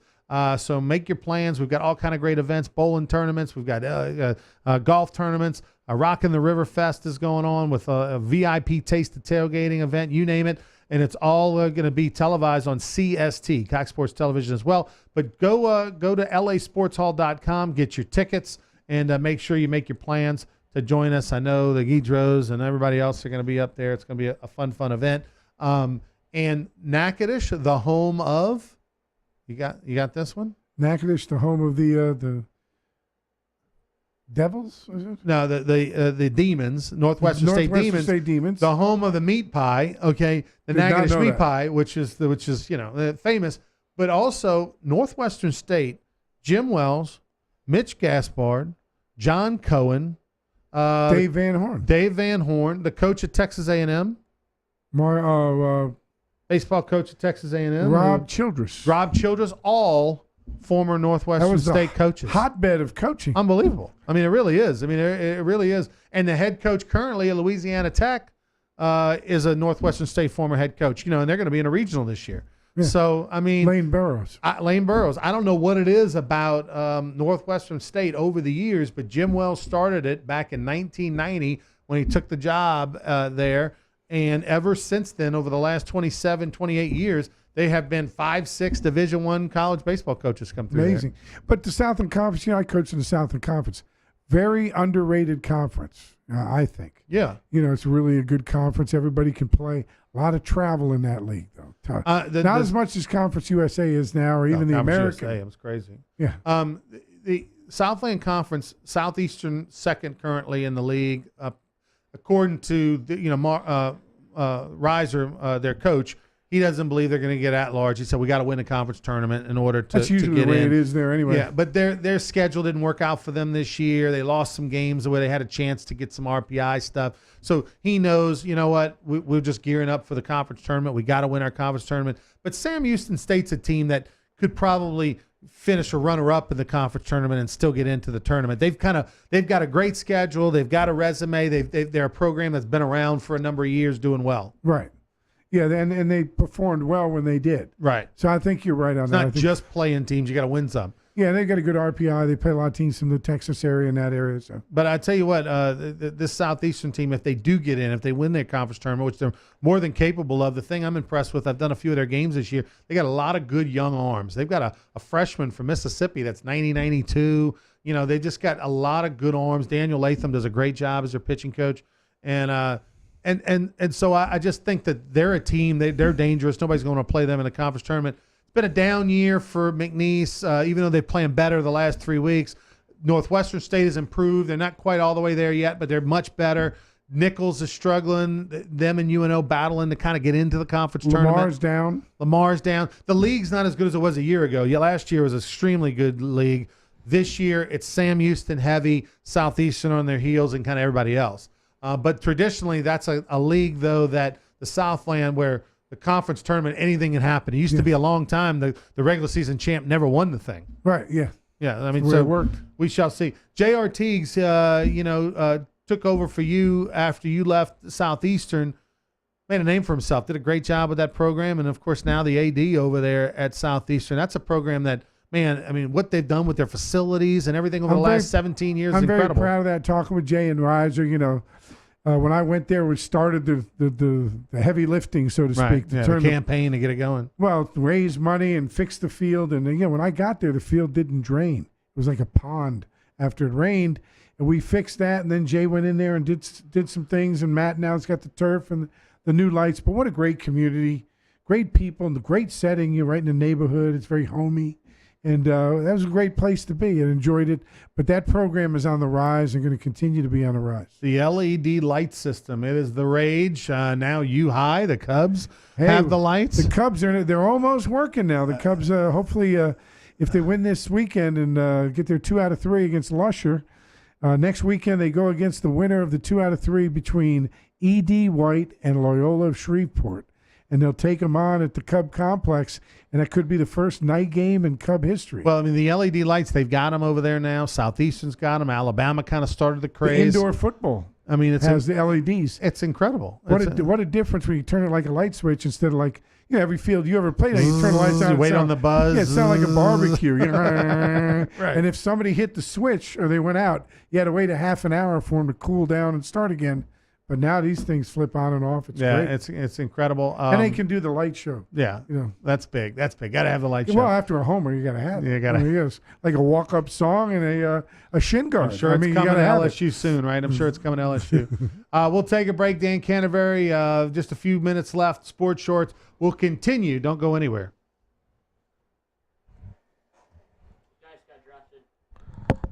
At Peak Performance Physical Therapy, we treat the athlete in everyone, from long drivers to unlucky drivers. If your doctor prescribes physical therapy, ask for Peak Performance by name, getting you back in the game of life. Attention to detail makes the world go round. At Baker Printing, our approach to the printing business is very simple. Treat it as if it were your own. That's not always an easy job, but it comes from the top down in our company. We thrive on the unique jobs. Bottom line, we take care of our customers' projects as if they were our very own. At Baker Printing, attention to detail makes our world go round. Does the new year mean new windows, hardy plank, or vinyl siding? Then you need to call Relief Windows for award-winning customer service and years of experience. Looking for quality replacement windows with lifetime warranties? Trust Relief Windows. Call us or come walk through our showroom and get a free consultation with one of our many window experts. Relief Windows is a proud partner of LSU Athletics. Come see us today or call 288-8138. 288-8138.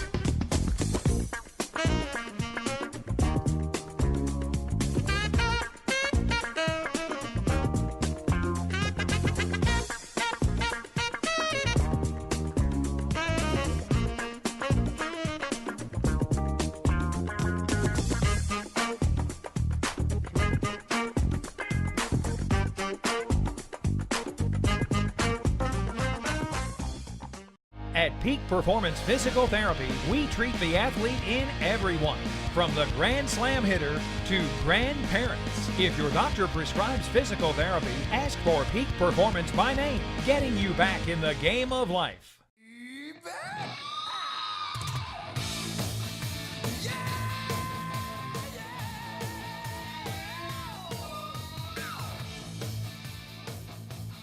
Sports Shorts Radio with Ronnie Rentz, Joel Davis, and Buzzy Heidel on 104.5, 104.9 ESPN Baton Rouge. Welcome back, everybody. Ronnie Rantz here with you in studio. So much going on in Louisiana this weekend. The Zurich Classic over and down in New Orleans. They got the great team format. Makes it a lot of fun. There's one of a couple events in each year that they get to do it that the players love, where you get to play the team format. And the weather's supposed to be great. You got Jazz Fest going on and all that kind of stuff. Walk-up songs at the Zurich. What is it? They got walk-up songs at the Zurich. Do they really? They're doing walk-up songs for the teams? Yeah. On the number one box? Yeah. That's pretty cool. That is pretty cool. I'll have to check that out. That's really neat. Dan Canaveri joining us, former LSU assistant coach and long time, over 20 years, college baseball coach. Doing it all for Tiger Athletic Foundation these days, putting on an event in a couple of weeks for Skip Bertman's 80th birthday. That's going to be the Alabama Weekend Series, 11th and 12th of May, and also honoring the 93 College World Series Championship team, 25-year reunion. My goodness, I'm old. And that's going to be going on, so come on out, check that out in a couple of weeks. All kind of greats going to be there. The NFL draft, is happening and is going on. LSU didn't have a first-round pick. That's 3 times in the last 4 years they didn't have a first-round pick. They did go 10 of the previous 11 years with a first-round pick. But they do have 3 second-rounders. DJ Chark went, Darius Geis went, and the defensive back Dante Jackson. Dante Jackson was drafted as well. Dante Jackson actually went first of the 3 LSU guys. Darius Geis headed, though, to the Redskins. Chark, Alexandria Senior High. It's been a Senla, Alexandria kind of night. Ash Trojan headed to the Jacksonville Jaguars. So now you got another reason to cheer for the Jags with Leonard Fournette being over there as well. But it's amazing, no matter how much success, D.D. Bro competing for another national championship. LSU finished second in college baseball, College World Series trip by the softball team, track is always doing its thing, and blah, blah, blah, blah, blah. All comes down to how's the football team doing.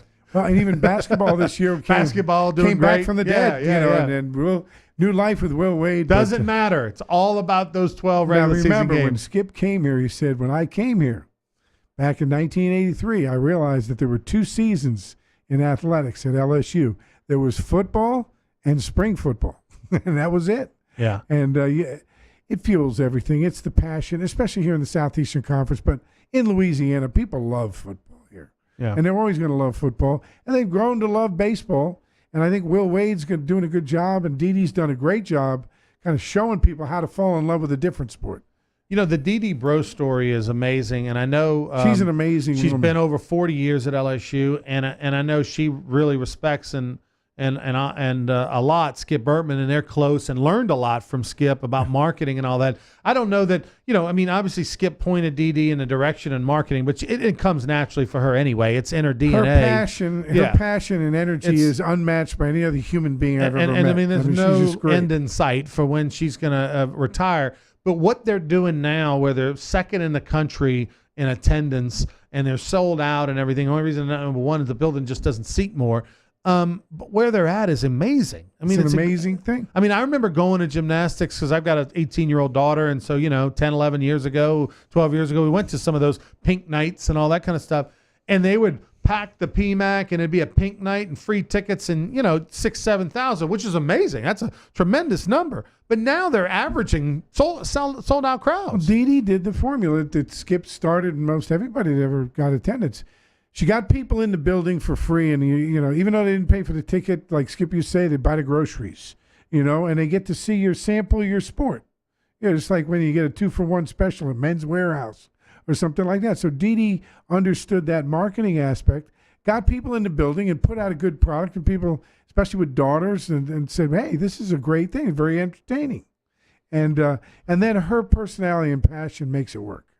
When you meet Dee Dee and you spend time with her, you can just feel the passion that she has. The facilities are second to none, literally second to none. It's unbelievable. As far as the indoor facility. And credit to TAF and Rick Perry and General Richard for getting that done for Dee Dee, and it was well-deserved. Well, well-deserved is a crown jewel, and it's paying off because they're just, the recruiting now is just slam dunk. You bring a kid in, you got a sold-out crowd. You go over to the best facility in America, to the point where USA Gymnastics is coming over to use it. Right. And, it's just where do you sign? There's literally at this point a handful of teams in the United States that are competing to the top ones, and LSU's one of them. Right. And, you get a payback when you put the money into what the facility is. But, again, no one deserved it more. She earned it, grinded her way through the first 25 years, almost 30 years. And then got rewarded at the end and just kept fighting. I really hope she gets before, she retires. I hope she gets a national championship, close a couple of times, 4th this year, 2nd the last 2 years. They're going to be right there again next year with a great squad. They'll have a chance. And just hopefully, fingers crossed that it all goes well and she winds up getting that national championship. But if not, her legacy is incredible. She was inducted last year into the Louisiana Sports Hall of Fame. She's going to be in every Hall of Fame that she can get in. And she's in the Donaldsonville Hall of Fame, which is the most important one, right? Because she's from Donaldsonville. Yeah, she's from D-ville. They had a D-ville day last year and packed the place for Dee Dee. We're visiting with Dan Canterbury. When you were in Miami, you played for Skip. He was an assistant coach. You played for the great Ron Frazier. Started with him in the second year he was there. And you were on that team as a player. You wound up becoming a GA, so you spent a lot of time with him. What did Ron Frazier think of Skip, and what did he think of him when he went to Baton Rouge and did what he did? Do you remember those conversations? Yeah, I would say, as a player, you kind of saw their interaction, but then as a coach, and you're in the meetings and everything, and you talk to each one individually. And now, of course, talking to Skip. Coach Frazier, to me, was one of the most amazing men I've ever met in my life. And and Skip and I talk about this all the time, never met a man that was more comfortable in his own skin, had so much self-confidence, could walk in any crowd and own the room. He just had the magnetism, but he carried himself well. And he was a good baseball coach, managed the game, but he didn't like to work with the base running. So he hired the best guy. And that was the way he phrased it. Right. Yeah, I can do that, but I like to raise money and talk to the rich people, and I like to go out to dinner, and I like to run the game. So I'm going to hire a guy. I'll raise the money, and I'll pay this guy Bertman, who was the best X's and O's coach in Miami at that time, and I'll let him run it day to day. And Skip, tell me who plays. I'll put him out there, and that marriage took Miami baseball to new heights. And it was a great thing to watch as a player and then as a coach, because Skip had the freedom. Frazier was so comfortable that he allowed Skip to have the freedom to basically coach the team and make all the decisions, except Frazier would run the offense and he would make the change on the mound, but Skip would make the decision. And that's the way they did it. Was there ever any bitterness between Skip and the fact that, he's sitting there going, I'm here every day working with these guys I know better than Ron, and here he is making switches and pitching changes, and I would do it differently? Well, Skip made the pitching change. The only thing that bothered him was the lineup, where Frazier would steal at a certain time because Skip was a high percentage guy, right? And Frazier was a Little hunch gambler. guy. It was that kind of thing. But I tell you what, no, because the way Frazier handled Skip, they knew the whole fall when the teaching was going on, Frazier wasn't there. He was out raising money for the program. But see, when Skip first got there, he didn't realize he wasn't into that. And then Frazier slowly but surely, as Skip wanted to be a head coach, taught him that. And Skip really was waiting for Frazier, who at times was rumored was going to be the athletic director, to take over the program, right, which he was an alma mater and loved and lived in Miami basically his whole adult life. So it was a very unique relationship. Did they have friction? Yeah, but not a lot because of the way Frazier was. We know that Skip Bertman left to go to Baton Rouge, but the story of how he left with the whole Howard Schnellenberger conversation and all that is an interesting one. We'll talk about that when we return. We'll take a break. We'll come back. Sports Shorts. You don't want to miss it. We'll be back with more right after this.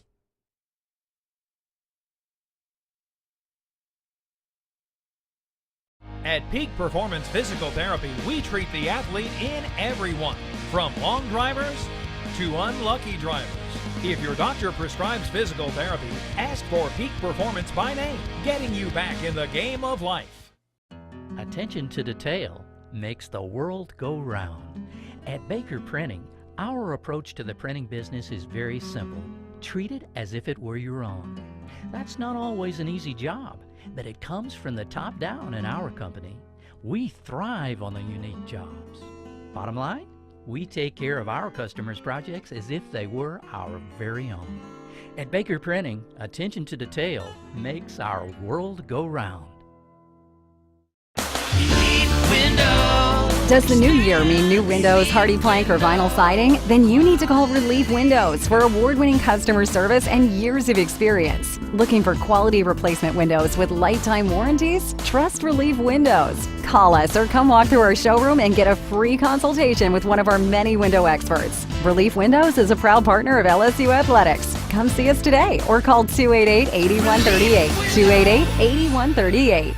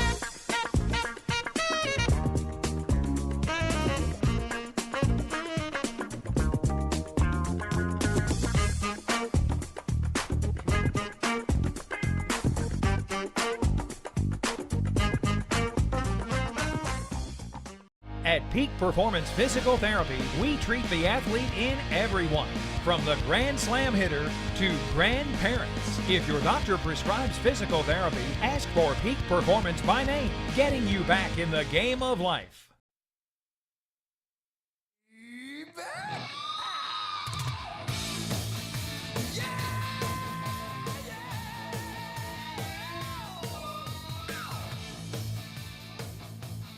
Sports Shorts Radio with Ronnie Rentz, Joel Davis, and Buzzy Heidel on 104.5, 104.9 ESPN Baton Rouge. Welcome back, everybody. Ronnie Rantz here with you in studio. So much going on in Louisiana this weekend. The Zurich Classic over down in New Orleans. They got the great team format. Makes it a lot of fun. There's one of a couple events in each year that they get to do it. So the players love where you get to play the team format. And the weather's supposed to be great. You got Jazz Fest going on and all that kind of stuff. Walk-up songs at the Zurich. What is it? They got walk-up songs at the Zurich. Do they really? They're doing walk-up songs for the teams? Yeah. On the number one box? Yeah. That's pretty cool. That is pretty cool. I'll have to check that out. That's really neat. Dan Canaveri joining us, former LSU assistant coach and long time, over 20 years, college baseball coach. Doing it all for Tiger Athletic Foundation these days, putting on an event in a couple of weeks for Skip Bertman's 80th birthday. That's going to be the Alabama Weekend Series, 11th and 12th of May, and also honoring the 93 College World Series Championship team, 25-year reunion. My goodness, I'm old. And that's going to be going on, so come on out, check that out in a couple of weeks. All kind of greats going to be there. The NFL draft, is happening and is going on. LSU didn't have a first-round pick. That's 3 times in the last 4 years they didn't have a first-round pick. They did go 10 of the previous 11 years with a first-round pick, but they do have 3 second-rounders. DJ Chark went, Darius Geis went, and the defensive back Dante Jackson was drafted as well. Dante Jackson actually went first of the 3 LSU guys. Darius Geis headed, though, to the Redskins. Chark, Alexandria Senior High. It's been a Senla, Alexandria kind of night. Ash Trojan headed to the Jacksonville Jaguars. So now you got another reason to cheer for the Jags with Leonard Fournette being over there as well. But it's amazing, no matter how much success, D.D. Bro competing for another national championship. LSU finished second in college baseball. College World Series trip by the softball team, track is always doing its thing, and blah, blah, blah, blah, blah. All comes down to how's the football team doing. Well, and even basketball this year came doing back great. from the dead, and new life with Will Wade. Doesn't matter. It's all about those 12 regular season games. Remember, when Skip came here, he said, when I came here back in 1983, I realized that there were 2 seasons in athletics at LSU.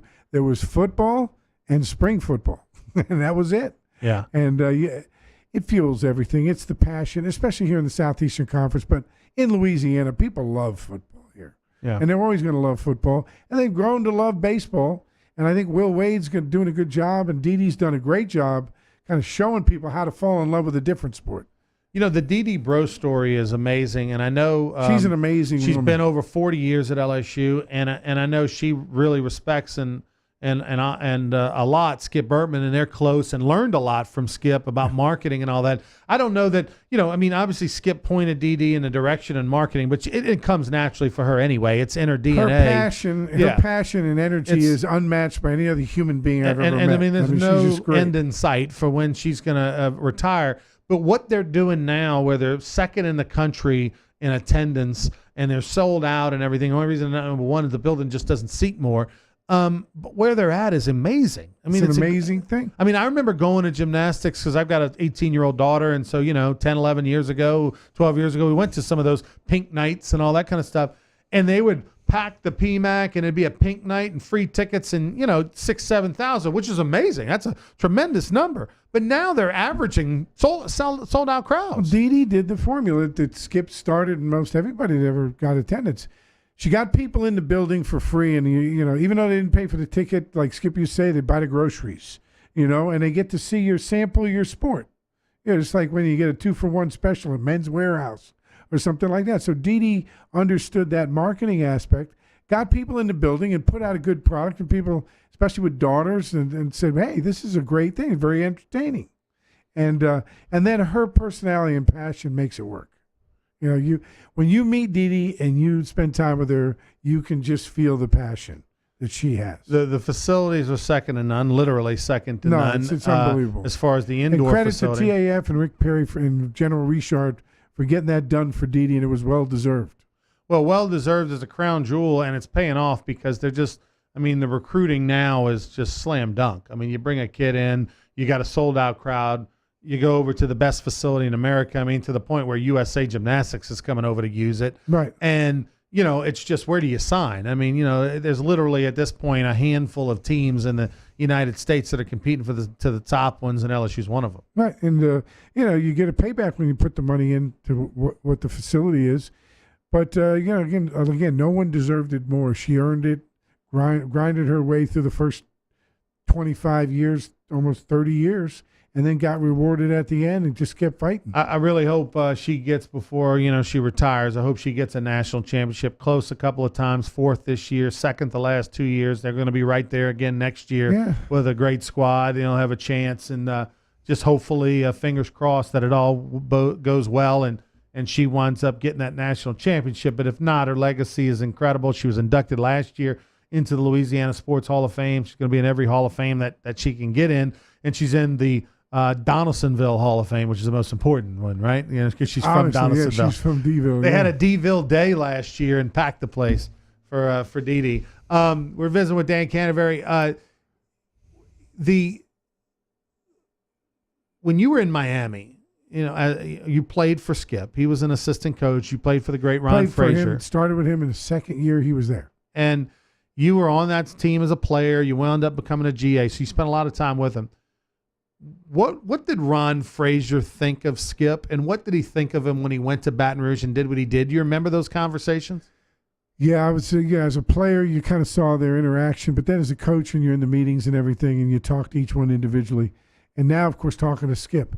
Coach Frazier, to me, was one of the most amazing men I've ever met in my life.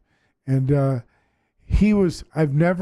Skip and I talk about this all the time, never met a man that was more comfortable in his own skin, had so much self-confidence, could walk in any crowd and own the room. He just had the magnetism, but he carried himself well. And he was a good baseball coach, managed the game, but he didn't like to work with the base running. So he hired the best guy.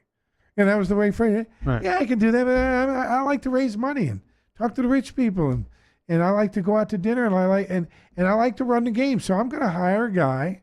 I'll raise the money, and I'll pay this guy Bertman, who was the best X's and O's coach in Miami at that time, and I'll let him run it day to day. And Skip, tell me who plays. I'll put him out there, and that marriage took Miami baseball to new heights. And it was a great thing to watch as a player and then as a coach, because Skip had the freedom. Frazier was so comfortable that he allowed Skip to have the freedom to basically coach the team and make all the decisions, except Frazier would run the offense and he would make the change on the mound, but Skip would make the decision. And that's the way they did it. Was there ever any bitterness between Skip and the fact that, he's sitting there going, I'm here every day working with these guys. I know better than Ron, and here he is making switches and pitching changes, and I would do it differently. Well, Skip made the pitching change. The only thing about him was the lineup, where Frazier would steal at a certain time because Skip was a high percentage guy, right? And Frazier was a hunch gambler. guy. Yeah, it was that kind of thing. But I tell you what, no, because the way Frazier handled Skip, they knew the whole fall when the teaching was going on. Frazier wasn't there; he was out raising money for the program. But see, when Skip first got there, he didn't realize he wasn't into that. And then Frazier slowly but surely, as Skip wanted to be a head coach, taught him that. And Skip really was waiting for Frazier, who at times was rumored was going to be the athletic director, to take over the program, right, which he was an alma mater and loved and lived in Miami basically his whole adult life. So it was a very unique relationship. Did they have friction? Yeah. But not a lot because of the way Frazier was. We know that Skip Bertman left to go to Baton Rouge, but the story of how he left with the whole Howard Schnellenberger conversation and all that is an interesting one. We'll talk about that when we return. We'll take a break. We'll come back. Sports Shorts. You don't want to miss it. We'll be back with more right after this.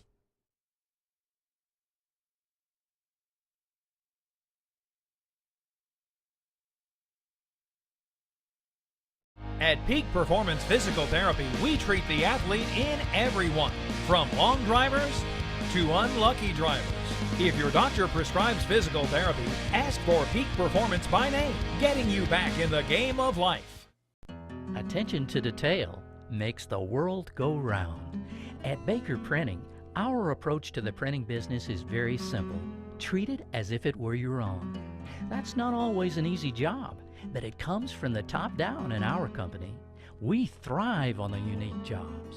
Bottom line, we take care of our customers' projects as if they were our very own. At Baker Printing, attention to detail makes our world go round.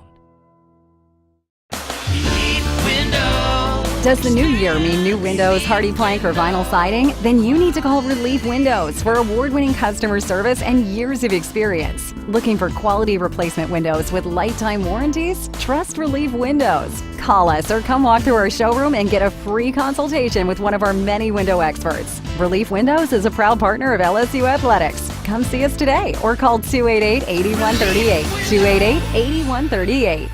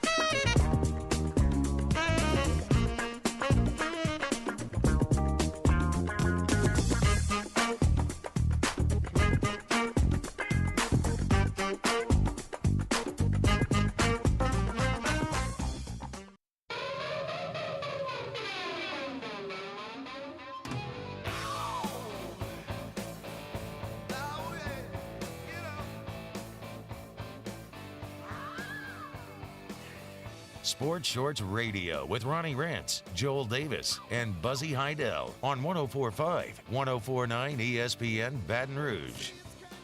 Welcome back, everybody. Ronnie Rance here with you, alongside Dan Canaveri, who joined us today. Appreciate the old coach for stopping by and visiting us. Former LSU baseball assistant coach, 5 national championships under Skip Bertman, and, of course, now working in the Tiger Athletic Foundation. We're talking about how Skip got to Baton Rouge, and, you know, he was sitting around there waiting to take over as a University of Miami baseball coach when Ron Frazier, his mentor, it was expected he was going to move into the AD spot. But tell the story of how he found out it's not going to happen. Maybe you should take the LSU job. At the Heck Center, that was the athletic office. There was a two-story building at the time, and upstairs was football in the AD's office. And we were downstairs. You walked in the lobby area. I had a desk out there, and then Skip had an office in the back, by the back door, and then Frazier, had an office on the side. Well, one day, Howard Schnellenberger walks in the front door. He goes, Skip here? He had that grumbly voice, with his pipe voice. And he's right in. So he went in with Skip, and he told Skip, he said, Skip, I've watched you, and you're a great coach, and you'll be a perfect guy to take over for Coach Frazier.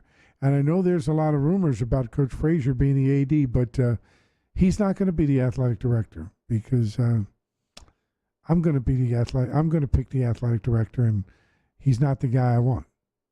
So I've heard you've had head coaching opportunities. You should take another job if you want to be a head coach, because he's not going to be the AD for a while. And that was the end of it. And Skip goes, okay, what a man. And that's when that's how he ended up at LSU. Mm-hmm. God's honest truth. It's right there. Watch what was Ron Fraser's reaction when Skip told him he was leaving? Was he happy for him? Was he bitter? What was? Again, there's never been a guy more comfortable in his own skin than Ron Fraser. Mm-hmm. And one of the things that Coach Fraser really understood, and Skip would say this to us as assistant coaches, it doesn't matter what the head coach says about the assistant coach. The head coach will get too much credit when they win and not enough credit, and too much credit when they lose. Right. I mean, too much blame. Right. Okay? The assistant coach can never get in the paper much. Right. And he made him. He was the first guy to be like an associate head coach. Every time Frazier talked about the team, he'd say, "Well, Skip did a great job of preparing the team, and I'm there and I run it, but he's really." He gave him his valuable." due. Yeah. But it still didn't matter. You go to the Miami Herald, and it was all Right. Frazier quotes. Right. They didn't write about it. So when Skip left, Frazier knew that deep down inside, Frazier wanted to be the AD. Then there was other times when he was rumored that he was going to go to the Dodgers with Tommy Lasorda and work for them. Then there was a time when Steinbrenner with the Yankees was going to bring him to work for the Yankees. So there was always those rumors that Frazier was going to leave, but Frazier knew that Skip had to go run his own ship. He had learned everything he could.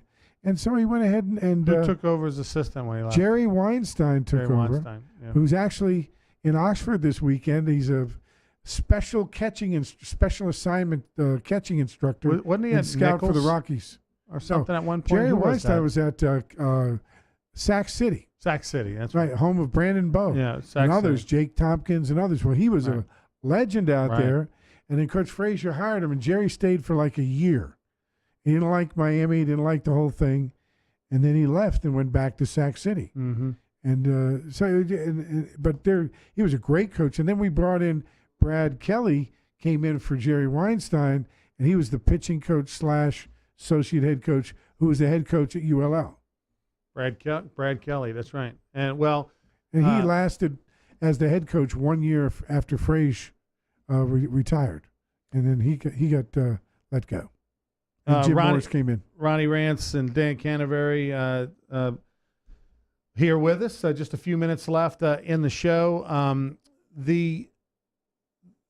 Should retrospectively, University of Miami had moved Ron Frazier into AD and kept Skip Bertman, or when you look back on it now, was that the right decision? Totally. The reason being that Miami was a fledgling football program. You brought in Schnellenberger. So they did the right thing by not promoting Ron Frazier. Right, because Ron was his own man. He was strong in the community. He was great. Right. But he was always going to love baseball, and he was always going to promote. And he liked to be the head of the center of the attention. Don't get me wrong. But Schnellenberger needed an AD that was just going to do what he said, because he was building this football program. And everybody knows, like you said, how football goes, how university goes. Yeah. And Miami was almost close to eliminating football when Schnellenberger got there. And so it was a big thing. And so Schnellenberger had total control. Then, of course, he left and Jimmy Johnson came in. The rest is history. Frazier wouldn't have done well, and baseball would have taken a hit, because the Frazier talent that he had, the greatest talent, was he could raise money. Well, football could run itself, and Frazier was like an AD promoter for baseball, so baseball could grow because Frazier ran his own minor league operation, and if he was the AD, it would have taken it to all the sports, would have had to separate everything out, and baseball wouldn't have gotten the funding or the recognition or the stadium improvements that they got with Coach Frazier. So I think all in all, it worked right. And Skip got a chance to move and build his own, build his own bus, so to speak. When you've talked to Skip Bertman back in the day, did he ever tell you the real reason? Like, why LSU? I'm sure he had other options. The reason why LSU, because it was nothing when he came. Here's the reason LSU, because he saw the people at football and the passion that they had for LSU, the Louisiana people, and their passion for sports. And it was a great sporting goods town. Fishing. And basketball was doing well at the time. Dale Football, Brown. of course, was always going to have passion. And they had passion. And believe it or not, back in those days, the stadium was a good structure, and he felt he could add on to it. So he didn't have to have metal bleachers or anything. He had a stadium, and he saw that he can improve and do some things through the course of time and gradually build it up. And the SEC was a rather ripe league for the pickings because when he came, it was him and Ron Polk, who was a good friend. And by the way, Polk was the assistant coach before Skip at Miami. People don't know that. That's right. He left in the middle of the year, which is why Skip got the job. What was the That's another backstory? story. What's the backstory of why Ron Polk left in the middle of the year? He got a head coaching job at Georgia Southern. Okay, so it wasn't like a bitterness thing towards Frazier. It was just that the opportunity presented itself. Yeah, he went to Georgia Southern, then went to Mississippi State. Mm-hmm. You know. And by the way, Ron Polk's coming in a couple weeks to Baton Rouge, He right? made a verbal commitment. We got to work out some airplane stuff. I'm going to talk to him on Monday when he gets back. They're playing. He's coaching with UAB as a and volunteer. has been for a few years. For Brian Shoup, who's former assistant coach. And so he's going to try to stop in on a Thursday. They're going to Baylor, so he's going to drop in, come to Baton Rouge, then fly out and get into Baylor the next day for the Friday night game. So hopefully we get him in and he can tell some great stories, and he'll have lots of stats. So we're hoping that's going to work. That's going to be really cool. That's May 11th and 12th. How much time we got here, Lloyd? May 11th and 12th at LSU. And I got a 2 here and a 4 there, so y'all can work that out for me. It'd be great. But we got the May 11th and 12th, LSU versus Alabama. And, of course, a lot going on. The 1993 National Championship team will be honored, 25-year reunion. They've got the golf tournament. This is Cookouts. all LSU baseball It's alumni all every invited. era, not just Paul Maneri. From the It's 50s to now. Jim Smith, Jim Jack Smith. LeMahieu, Paul God Maneri, rest his 61 team, the 75 team, and everybody coming back. It's just a celebration, hence the name Legacy Weekend, the legacy of LSU baseball. Coach Bourbon turns 80, and we'll be honoring him then. LSU baseball down the stretch. I think they get into a regional. I don't think they host a regional. Is that I agree with that, where they're sitting right now, but I think there's a run in them. I think they got the 3 strong starting pitchers. Somebody's got to push through out of that bullpen, and I think Josh Smith getting healthy, but it's going to take him and Broussard a couple more to get. Yeah, they're going to need a couple weeks. They got to get back in the groove. I mean, Watson just finally got where he's playing the way he's normal, but I think not only does Josh Smith help their offense, he's the leader they need. Right. And he's a great defensive player, and he played third last year. Hughes has done a great job at short. We struggled a bit at third base defensively and offensively. I think that gives some stability to everything. It's been a rough year for the blue chip programs. Miami's down. There's a lot of grumblings at Miami, and Gino DeMari's taking over next year. I want to say Cal State Fullerton isn't down. as good as they've been. Well, look at Kentucky is still 15th in the country, but they're down in the SEC. Yeah. And they were the hot shots last year, as was Mississippi State. So they're down. But you're saying the Blue Bloods, Virginia's down. The diversity, that 11.7 scholarships, that 35-man cap of the roster, and the 25%. And the 25% minimum commitment financially to a player if you give them any part of scholarship, that combination of those 3 things that came into effect, I think, in 2009 has changed college baseball. Well, and I'm going to tell you what's really changed it all over the place. Everybody has an indoor facility. Everybody's now. got an indoor facility. Cano, thank you very much. Thank you. Appreciate it. Want to thank Ryan Terrio, Warren Morris. Want to thank Chris Burkstaller, the PGA at Greystone Golf and Country Club in Denham Springs. I'm off to Scotland. We'll have some video when I come back in 2 weeks. Next week, Joel Davis, Buzzy Heidel will hold down the fort here on Sports Shorts. When I come back, we'll see all the ugly swings. Don't go anywhere. We'll see you. Have a great one, everybody.